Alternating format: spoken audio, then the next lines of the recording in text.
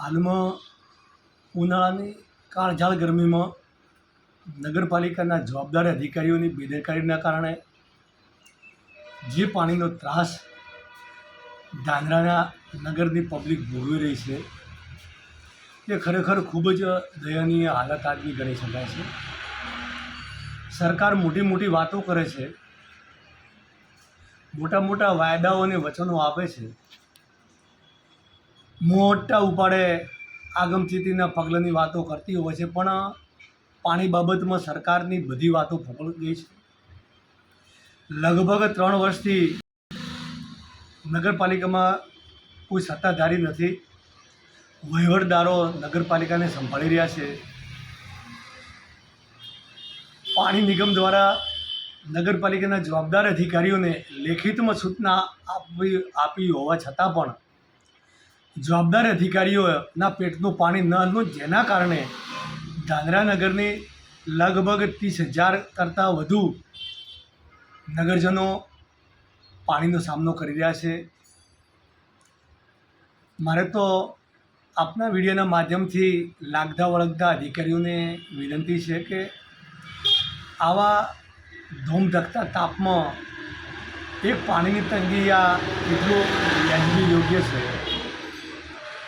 ખરેખર પબ્લિકને જો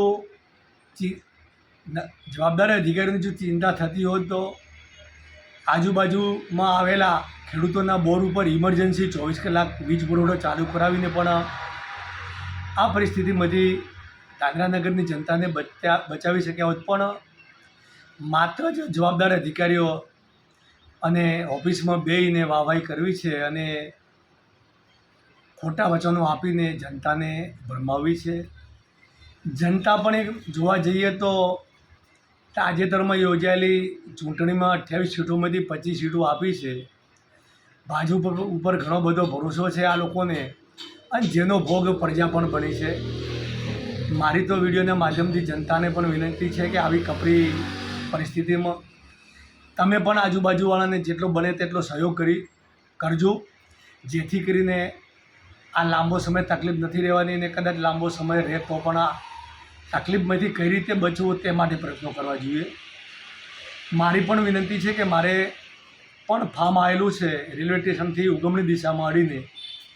મારી જોડે ટેન્કરની વ્યવસ્થા નથી, પણ જો નગરપાલિકા જોડે ટેન્કરની વ્યવસ્થા થાય અને એમને ઈચ્છા હોય તો મારે ત્યાંથી હું પણ પાણી નિઃશુલ્ક જે ખેતીવાડીનો વીજ પુરવઠો આવે છે એમાંથી જો પાણી નીકળશે તો ટેન્કર ભરાવીશ.